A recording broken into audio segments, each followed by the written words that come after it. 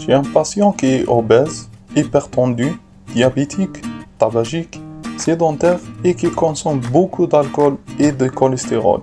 L'accident vasculaire cérébral trouve sa grande chance.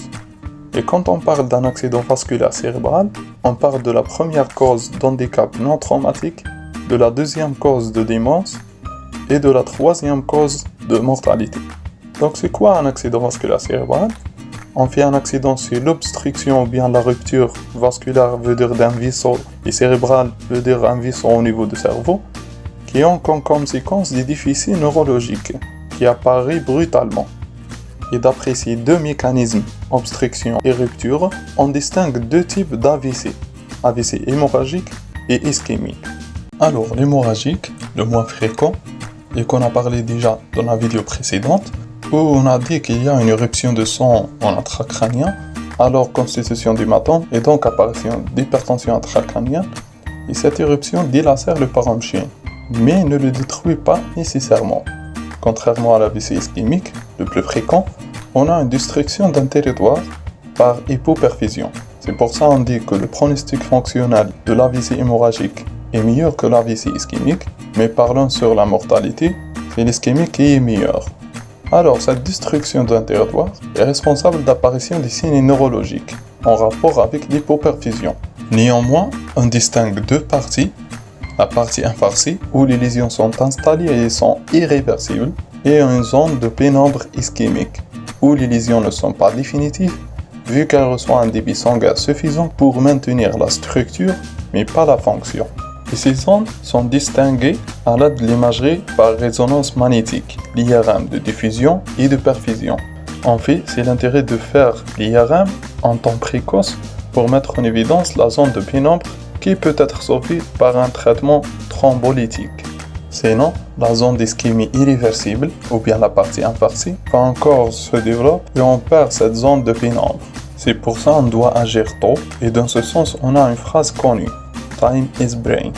Donc, la réalisation de l'imagerie est faite directement après l'apparition des signes neurologiques aigus, parce qu'aucun signe clinique ne permet de différencier un AVC hémorragique d'un AVC ischémique. Malgré cette indication, on a des éléments qui peuvent aider l'orientation vers le type d'AVC et chacun a des caractères.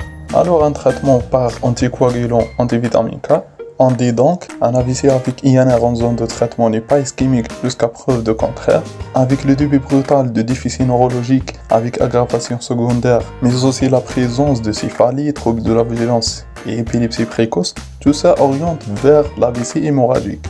Différemment à l'AVC ischémique, où le contexte c'est un patient avec antécédent d'infarctus du myocarde ou d'AVC ischémique transitoire reconstitué, avec l'absence de céphalie et de troubles de vigilance et d'épilepsie précoce, avec la notion importante, la systématisation vasculaire des déficits neurologiques.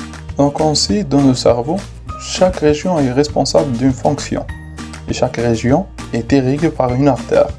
Alors l'obstruction de cette artère va causer la perte de cette fonction, et ça ce que définit le syndrome neurovasculaire. Et la connaissance de ces syndromes permet de déduire le territoire artériel atteint par l'ischémie chez un malade donné. Mais avant de passer à ces syndromes, un rappel anatomo-physiologique peut être bénéfique. Alors on sait que le cerveau est irrigué par deux artères principales, les artères carotidiennes et les artères vertébrales. L'artère carotidienne interne se divise en deux, l'artère cérébrale antérieure et l'artère cérébrale moyenne, ou bien l'artère sylvienne. Tant que les artères vertébrales vont former le tronc basilaire par son union. Alors le tronc basilaire va irriguer le tronc cérébral, et puis ce tronc va rejoindre le cercle de Willis, où l'artère cérébrale postérieure prend naissance. À la fin, on a ces trois artères principales, l'artère cérébrale antérieure, l'artère cérébrale moyenne et l'artère cérébrale postérieure. Alors on va détailler chaque tableau ou bien chaque syndrome qui résulte de l'occlusion de chacune de ces artères. On commence par l'infarctus de territoire carotidien, et c'est l'infarctus de l'artère cérébrale moyenne, lui-même divisé en deux, l'infarctus total et l'infarctus partiel. Ce dernier, l'infarctus partiel, est divisé en deux, infarctus profond et superficiel. Puis passons vers l'infarctus de l'artère cérébrale antérieure. Et dans le deuxième chapitre, l'infarctus de territoire vertébro-basilaire, on a 4 titres à aborder. l'infractus de l'artère cérébrale postérieure, l'infractus de tronc cérébral, l'infractus latérobulbaire et enfin l'infractus cérébelleux. Alors commençons par le premier, l'infractus de l'artère cérébrale moyen, ou bien selvien, c'est le plus fréquent des infractus de territoire carotidien, et physiologiquement, ainsi que la région qui est irriguée par l'artère cérébrale moyen, est responsable de la motricité, de la sensibilité et de la parole. De ce fait, l'infractus total de cette artère a comme conséquence un déficit moteur proportionnel facio-brachio-crural massif et flasque, parce que c'est aigu, une hypo ou bien anesthésie totale, une aphasie motrice ou bien une aphasie mixte si la lésion était de l'hémisphère dominant, et enfin de troubles de vigilance peut être présente. Dans le cas où l'infractus est partiel, alors commençons par le profond, et le résultat d'une occlusion de tronc de l'artère cérébrale moyen ou bien des artères lenticules striées. Alors comme symptôme, on a hémiplégie proportionnelle motrice pure ou bien associée à des troubles de la sensibilité, avec des troubles de schéma corporel, anosognosie, hémiasomatognosie, etc. Dans un infractus partiel superficiel, on a une hémiplégie à prédominance brachiofaciale et d'une façon instable, une hypo ou bien anesthésie de même côté, associée à une aphasie motrice de type Broca ou bien globale.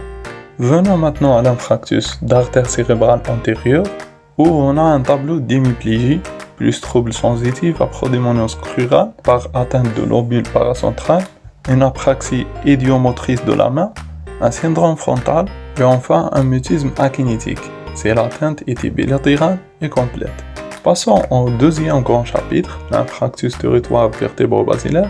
Donc commençons par l'infractus de l'artère cérébrale postérieure, où on sait que la région postérieure est responsable de la vision, alors comme symptôme, on a des troubles visuels de type hémianopsie latérale homonyme, parfois quadrianopsie, des hallucinations visuelles fréquentes, agnosie des objets et des couleurs, et si les lésions sont bilatérales, on aura une cécité corticale.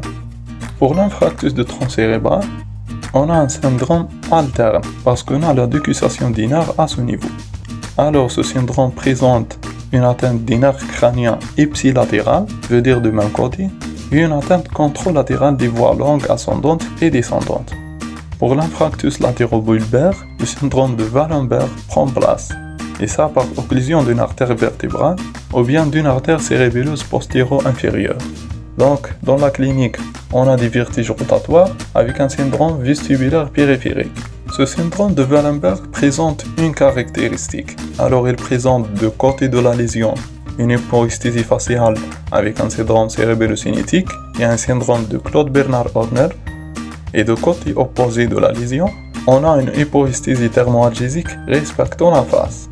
Et enfin l'infractus cérébelleux, on a un syndrome vestibulaire périphérique avec paralysie faciale associée à un syndrome de Wallenberg en cas d'obstruction de l'artère postéro-inférieure, mais en cas de l'obstruction de l'artère antéro-inférieure, on a un syndrome vestibulaire périphérique avec un syndrome cérébelleux statique et cinétique associé à une hypoesthésie contralatérale thermoalgique.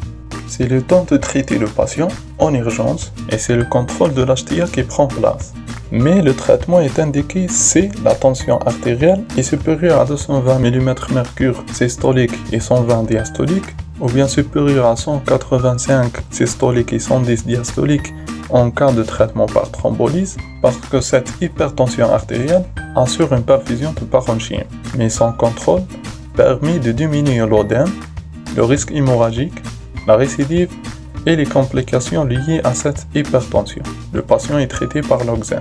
Deuxièmement, on a l'antiagrégant plaquettaire en intraveineuse à base d'aspirine 300 mg.